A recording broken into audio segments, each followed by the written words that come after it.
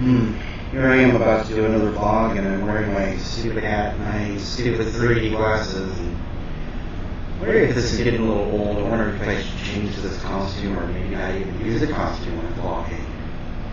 I mean, what would happen if I exposed my face to the camera again? I mean, am I that ugly? Would I actually break the camera? Probably not. Let's try it.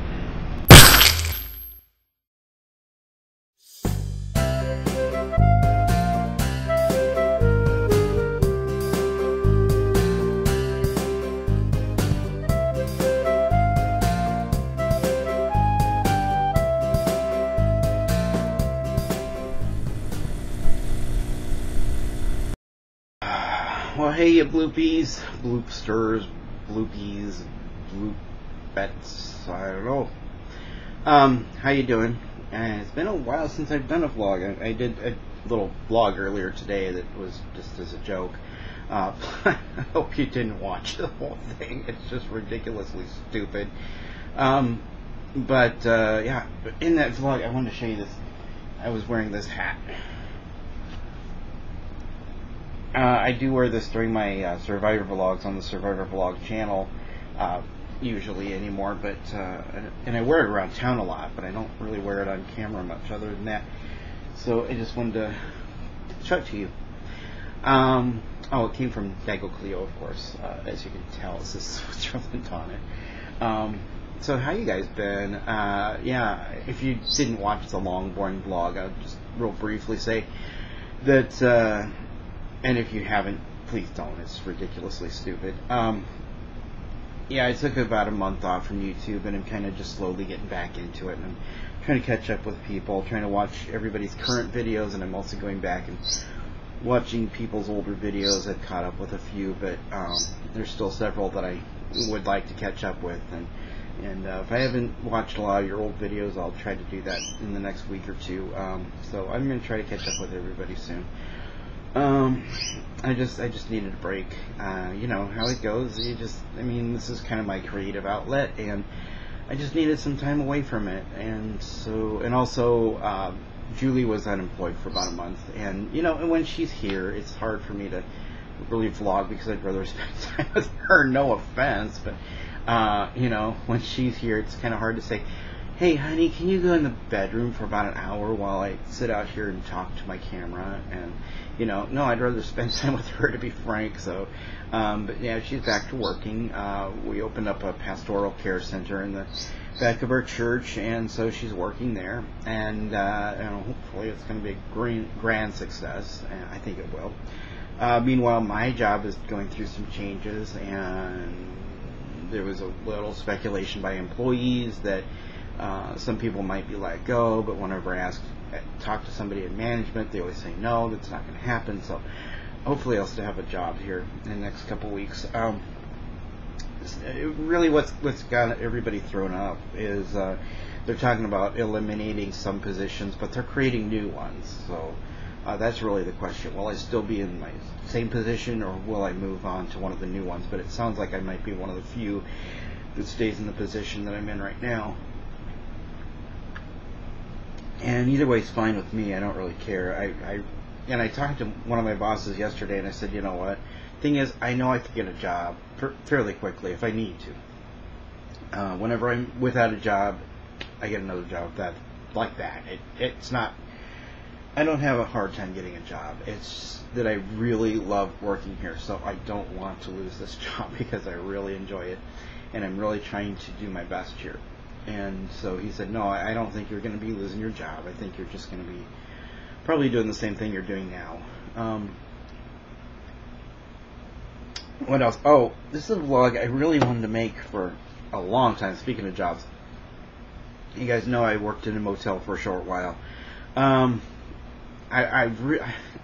I quit, I really wanted to do a vlog and explain and tell you guys what happened my last day there, because it was so ridiculous. But just, I kind of got out of the vlogging mood, and then, Julie lost her jobs, and so I spent time with her, and I really didn't do much on YouTube for that time.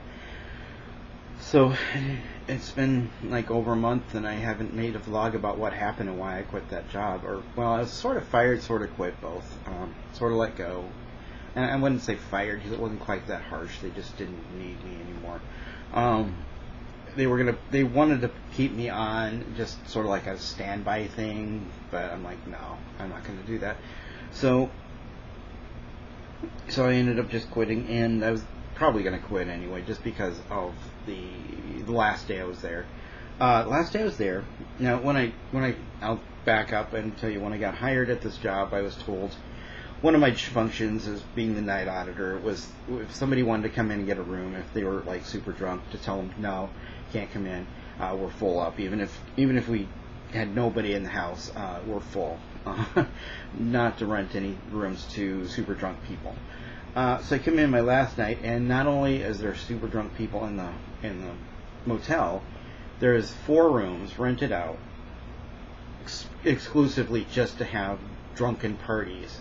And whoever rented these rooms knew this ahead of time, that these people were going to be drinking. There's going to be a lot of people in house, and they're all going to be drinking. They're all going to be very drunk and running around our motel, and I didn't like that. And one of the parties, they were doing a lot of drugs too. I'm like, I don't like this. This is ridiculous. This shouldn't be going on. Honestly, I should have probably called the police and just had the whole place shut down, but I didn't. So I wasn't gonna be alone. I was told that when I came in. You won't be alone. Tony's coming in. Tony was a very large guy who had just started there. He's kind of the maintenance guy, and very big guy, very intimidatingly big guy. And so Tony came in, and so I thought, okay, well, and he's got some experience in motels, so it's like, okay, well, so Tony and I can handle this. And we had drunk people all over the motel, wandering around the halls, and they wanted to go swimming, and somebody told them they could go swimming. I'm like, this is ridiculous. This is a lawsuit just waiting to happen. We're going to have a whole bunch of drunk people at midnight jumping in the pool. This is stupid. So we let them go swimming for just a little bit because management had told them they could go. Why? I don't know. But we didn't let them stay in there for very long. And then it kind of weird, because then Tony and I started talking about religion, and it turns out that his dad's a pastor, and he's like, you got to come to my church, you got to get baptized at my church, because I don't feel like I've been baptized yet, but that's another topic. You got to come to my church, you got to get baptized, and I'm like, well, I don't know, because if I get baptized, I'm going to do it at my own church and by my own pastor. And he's really, it's like, no, there's God. There's a reason why you and I are working together, and this is probably it. God wanted us, And next thing I know, Tony disappears. I'm like, okay, where'd Tony go? And a few minutes later, Tony shows up, and he's like, I clocked out. I said, why? Well, I wanted to go to that party. So Tony had gone to the party. Now Tony was a little bit drunk, or stoned. I think it was actually more stoned than drunk. I see this guy stumbling around. Oh, and we had this one guy from the party come out with a bottle of vodka in one hand and orange juice, a jug of orange juice in the other, and he's like spilling it all over the place. And I had to mop that up, and I wasn't very happy. Then I was only getting paid $8 an hour, and I had not been hired at that wage. That's not the wage I agreed on when I got hired, and I was pissed off about that. So I was thinking about quitting anyway before this night. I had been hired at a much higher wage, and so I got screwed on that. So I really could probably bring a couple of lawsuits against that place, but I'm not going to. By the way, it's Rodeway Inn over on 16th Avenue. That's how I'm mad enough that I'll tell who they are. Just really piss poor management there. And I thought the lady was so nice when I first got hired there. That's really why I took the job, because the lady was nice. She had a cool dog, and I really liked her. But then I got on there, and it's like, she tries to train you to do things, but she's so scatterbrained and so sidetracked all the time that she can't really train how to do anything, because, or she'd be in the middle of training me to do something. She'd, take the dog out. He's got to go outside. So, I don't really get trained on how to do stuff, so I'm trying to figure it all out on my own.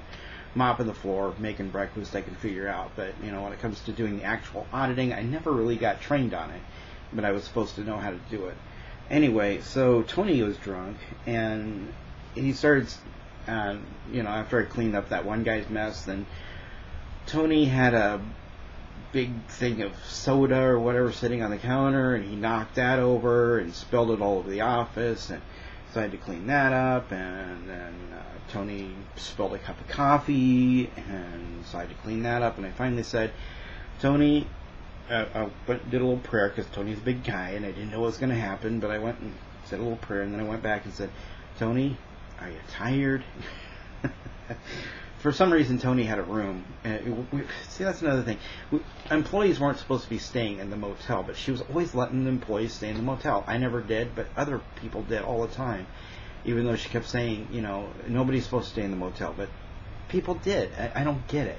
And she never told us what rooms they were in, so you had to, if you checked somebody in, you had to hope, okay, I hope there's not some employee sleeping in there, which I think is completely stupid. You shouldn't let the employees stay in the house. So anyway, for some reason, Tony had a room there. So I said, Tony, are you tired? Do you want to go up to bed?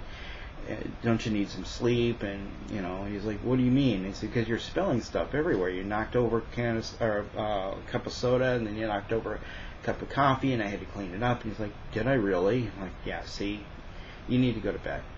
So I sent Tony to bed, and I spent the rest of the night, I called up the manager, because she stays in the property too.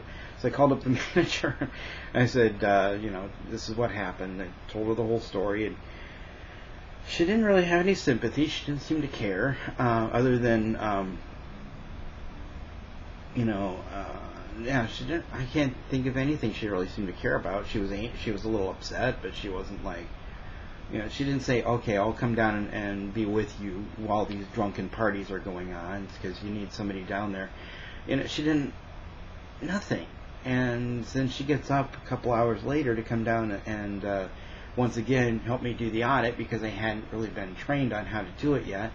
And she's kind of grouchy with me about the whole thing. I was like, hey, it's not my fault that Tony decided to clock out early and go get drunk. So I really didn't want to go back. And about a week later, I got a call from him saying, or a couple days later, not a week later, a couple days later, I got a call from him saying, we're just going to put you on standby for now. So, you've got one more day on schedule, and then, you'll be on standby from that point on. And I just didn't go back in. And so that's how I ended my motel career. I just thought you guys might enjoy that story. I'll talk to you later, Blue Peace. Bye.